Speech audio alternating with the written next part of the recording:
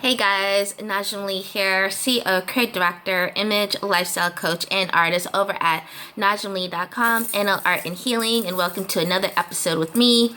And I'm going to just give you a quick update on the SOS campaign, which is to speak on sickle cell Obama campaign, which we are doing for the World Sickle Cell Awareness Day. That's June 19th. And I'm so excited because we really did a great job on tweeting for this week on Advocacy Day, those 2 days, which was the 15th and the 16th. And a lot of people were over at the Capitol Hill in Washington advocating, speaking about sickle cell, bringing about more awareness, trying to rally as many state officials as possible to what we're doing and getting them to really talk about sickle cell. We're trying to dispute a few things. One, of course, that sickle cell is not a black disease. Sickle cell is a blood disorder. So it doesn't matter what color you are. Anyone can get sickle cell.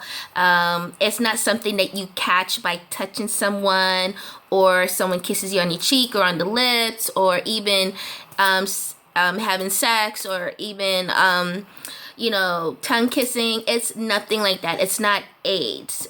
Sickle cell is something that's inherited. You can get it from if both people have the sickle cell trait, which is basically they're carriers. So the mom and dad both have sickle cell. There's 1 in 4 chances the child will have the full dose of sickle cell anemia, which is the SS. The rest, the 3 out of 4, may get sickle cell, the trait, just the carrier gene. 1 out of 3 may get SC, which is a mild version of the SS. And that's really how it works. So, if you're a child, if you have a trait already of the sickle cell and your partner has the trait of the sickle cell, then you increase your chances of your offspring getting sickle cell, the full dose, or just being a carrier. Okay, so those are the things we want to dispute. And then the other part of the campaign is that we want to bring about better policies, especially for hospital care, medical care, so that when we go to the hospital, we're not getting discriminated.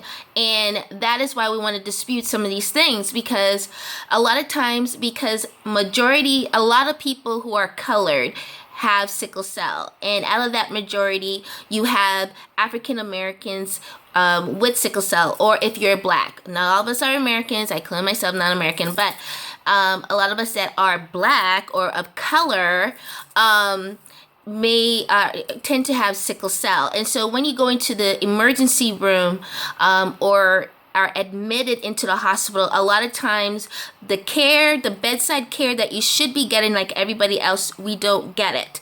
We are discriminated upon. We are given less proper care. We are not looked upon as, say, other patients are. And we come into the category of hematology umbrella. So you're dealing with cancer and different types of other blood disorders or cell disorders that happen, and one of the bigger ones, of course, is cancer.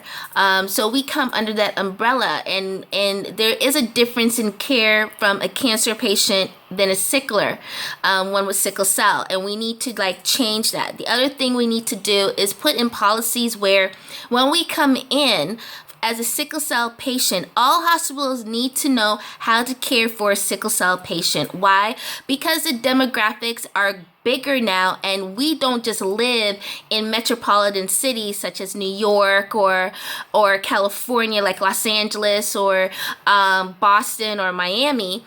All states should be able to have a management system put in place for people with sickle cell disease. And so when we come in for a crisis, we should be able to be taken care of right away. The longer that we sit in a sickle cell crisis or sickle cell pain, the more damage it does to the body. That's why you do see some either are paralyzed from the pain that they get from the waist down. A lot of times hip replacements are pretty major at some point as well, and also deaths. The risk of death is also high with sicklers. So the longer you sit in the pain, the more damage you are going to pain. The other policy you want to put in is not being afraid to get pain medicine. No, we are not drug addicts. That's the other thing that needs to be disputed, that we are not drug addicts. We've been taking medication since we were born, since we were diagnosed with the disease. And pain medicine is very essential to what? Cut down the pain. It's not a miracle drug where it takes away the whole pain. We know that. That's common sense.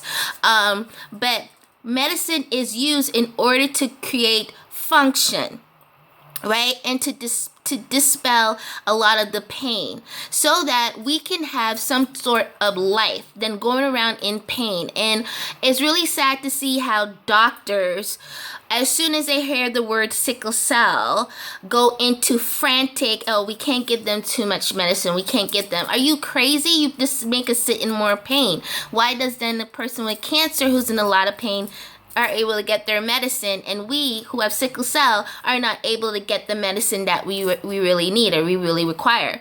You know, if we take high dosage, keep it up that high dosage. That's what's going to help with us managing the pain. And so that shouldn't be an issue or a problem. So that's another thing that we want to dispute. And then the other thing is just a better medical care from doctors and nurses. You know, we do not need to be fighting and coming in and be in a war zone just to get some care. You know, if you are bathing the next person in the room, bathe the sickler that's beside them in the room. If the next person gets a bucket of things such as toiletry, bed tissues and all this other stuff that's needed, slippers and everything, give it to the next person in the room that's a sickler. That shouldn't be where just because they're a sickler they're not allowed to get certain things. I think that's really, really crazy. And then last but not least, we really need to get all hospitals involved in understanding sickle cell. And I'm all for a tour of speaking alongside the president about sickle cell to every single state in America that needs to know all about sickle cell. I am with that. You know, as a sickle cell patient myself, sickle cell survivor, I really think that these are the things that need to be done, and these are the things that we're trying to dispute, and there's so much more, but I want to at least list out what's going on. So please retweet Speak on Sickle Cell Obama. We're pushing this for June 19th, 2015 to raise awareness globally and to have the president be even more informed and more aware and speak alongside with us to give a greater voice to the public. All right? You down with this? Please retweet this video, spread it to everybody else, and I will be back in another video very soon. Again, I'm Najaam Lee. Check my website out at najaamlee.com. Follow me on Instagram. I'm always on Instagram at Najaam Lee. And please 2 thumbs this video up, like it, share it everywhere. All right, I'll see you at World Sickle Cell Awareness Day very soon. Bye.